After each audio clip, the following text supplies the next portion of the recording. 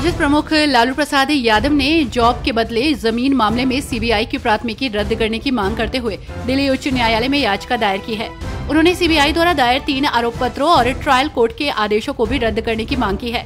अदालत ने लालू और सीबीआई का पक्ष सुनने के बाद आदेश सुरक्षित रखा है।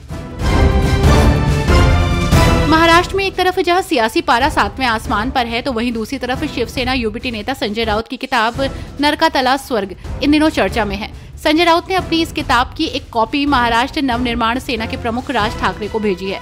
राज्यसभा सांसद और सामना के कार्यकारी संपादक संजय राउत की संस्मरणात्मक किताब नरका तला स्वर्ग का 17 मई 2025 को विमोचन हुआ था। भाजपा सांसद तेजस्वी सूर्या ने कहा, पिछले कुछ दशकों में हुए ज्यादातर आतंकी हमले पाकिस्तान से हुए हैं और ये सिर्फ अपने भौगोलिक क्षेत्र तक सीमित नहीं रहे हैं, बल्कि पूरी दुनिया में इनके निशान हैं। ओसामा बिन लादेन को पाकिस्तान के एबटाबाद में पाया गया था, जहां उसे सुरक्षित पनाह मिली थी। आज पनामा संयुक्त राष्ट्र सुरक्षा परिषद में बहुत महत्वपूर्ण स्थान रखता है। हम आपसे विनम्रता पूर्वक आग्रह करते हैं कि कृपया पाकिस्तानी आतंकवाद के बारे में इस महत्वपूर्ण तथ्य का संज्ञान लें और वैश्विक खतरे के रूप में भारत के मामले का समर्थन करें। कांग्रेस सांसद शशि थरूर और उदित राज के बीच आरोप प्रत्यारोप का सिलसिला जारी है। वहीं इसी बीच अब कांग्रेस नेता उदित राज ने शशि थरूर के ट्रोलर्स कहने पर जवाब देते हुए कहा कि कांग्रेस के इतिहास को गलत तरीके से प्रस्तुत करेंगे तो उन्हें जवाब जरूर मिलेगा। इसी के साथ ही उदित राज ने कांग्रेस सांसद थरूर से माफी की मांग की है।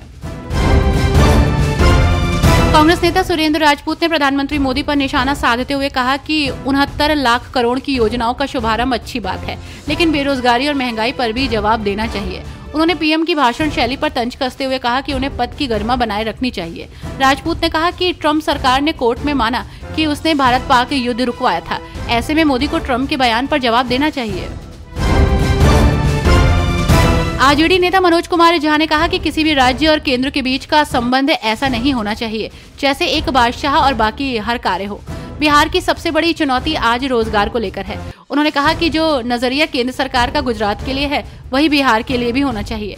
ऐसा नहीं होना चाहिए कि पूंजी गुजरात में फले फूले और बिहार के श्रमिक वहां जाकर काम करें।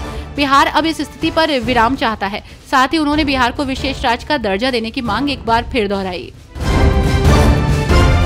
कांग्रेस के वरिष्ठ नेता और मध्य प्रदेश के पूर्व सीएम दिग्विजय सिंह के भाई लक्ष्मण सिंह एक बार फिर पार्टी की मुश्किलें बढ़ा सकते हैं। हाल ही में दिए गए अपने विवादित बयान के चलते कांग्रेस ने उनके खिलाफ अनुशासनात्मक कार्रवाई की तैयारी शुरू कर दी है। पार्टी ने उन्हें कारण बताओ नोटिस जारी किया था, जिसका जवाब अब मिल चुका है, लेकिन कांग्रेस इस उत्तर से संतुष्ट नहीं है। अनुशासन समिति ने लक्ष्मण सिंह के जवाब को असंतोष करार देते हुए उन पर कड़ी कार्रवाई की सिफारिश का मन बना लिया है।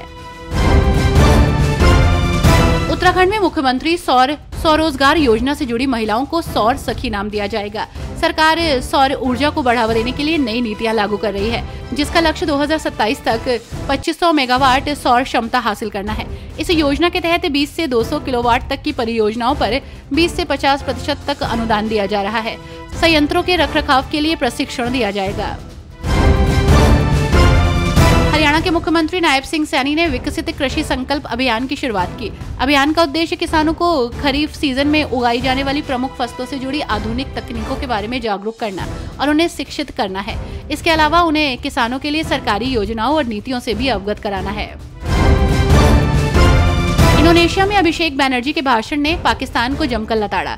जेडीयू सांसद संजय झा के नेतृत्व में सर्वदलीय प्रतिनिधि मंडल में शामिल टीएमसी सांसद अभिषेक बैनर्जी ने कहा, वो अपने चेहरे पर थूकने के लिए अपनी नाक काटने का एक उत्कृष्ट उदाहरण है। अगर हम नीचे गए तो हम आपको नीचे खींच लेंगे। पाकिस्तान अपनी अर्थव्यवस्था में संकट का सामना कर रहा है, जबकि भारत तेजी से विकास कर रहा है। हम चाहते हैं कि आप सही के लिए खड़े हों और इस मुद्दे को महत्वपूर्ण बहुपक्षीय मंचों पर उठाएं।